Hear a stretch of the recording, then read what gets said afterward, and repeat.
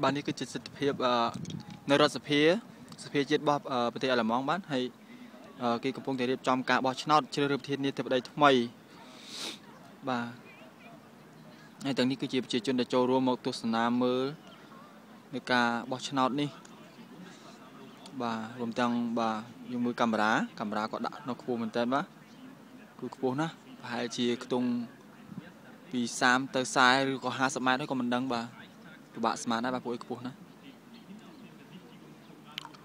ដោយសិស្សគាត់ជាប្រជាជនជាមនុស្សដែលគាត់មកទស្សនាហើយនឹងមានកង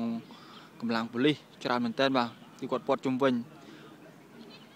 លុះត្រាតែយើងមានការចូលមិនអាចចូលបានបាទគឺគាត់បិទចិត្តគ្រប់ច្រកទាំងអស់បាទ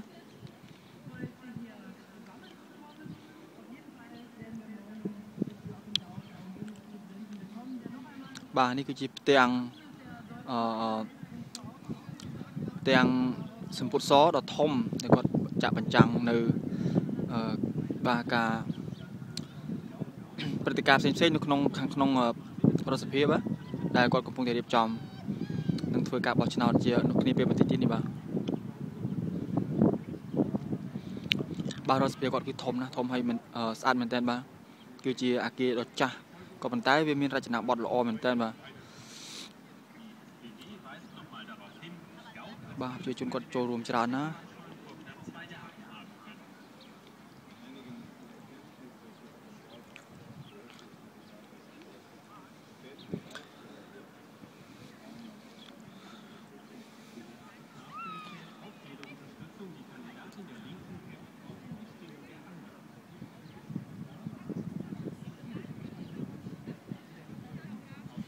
បាទមានអ្នកខ្លះមានមកចាប់មកគេចាំមើល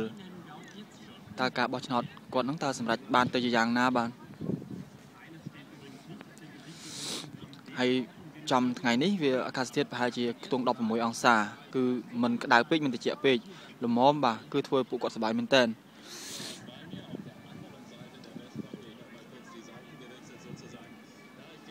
បាទនេះគឺជាអគារ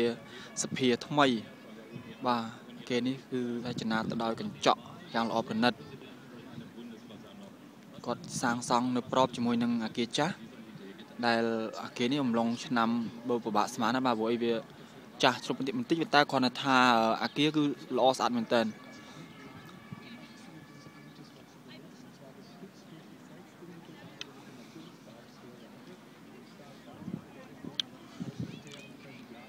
បាទប្រជាជនគាត់ចូលរួមច្រើនមែនតើបើខ្ញុំស្មានមើលទៅប្រហែលជា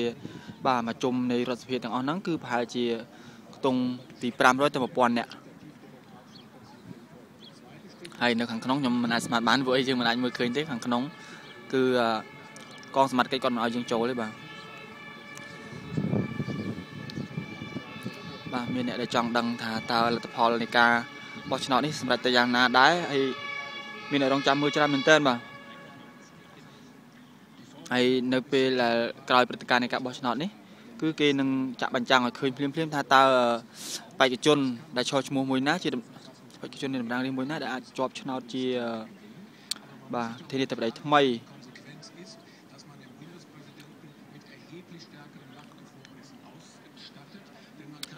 បាទខ្ញុំបាទងាត់វណ្ណៈជាសវឡានរបស់ឯករាជ្យទូតខ្មែរដែលប្រចាំនៅទីក្រុងប៊ឺលីននៃប្រទេសអាល្លឺម៉ង់នេះបាទខ្ញុំបាទចង់ថតរូបភាពទាំងនេះយកទុកចែកជូនបងប្អូនយើងនានាដែលចង់ទស្សនានៅទស្សនវិជ្ជានៃប្រទេសអាល្លឺម៉ង់បាទសូមអរគុណហើយនឹងយើងនឹងអាចជួបគ្នានៅវគ្គក្រោយៗទៀតបាទបងប្អូននឹងអាចមើលរូបភាពនេះនៅតាម YouTube បាទអរគុណច្រើនបាទជម្រាបលាសុខសប្បាយទាំងអស់គ្នា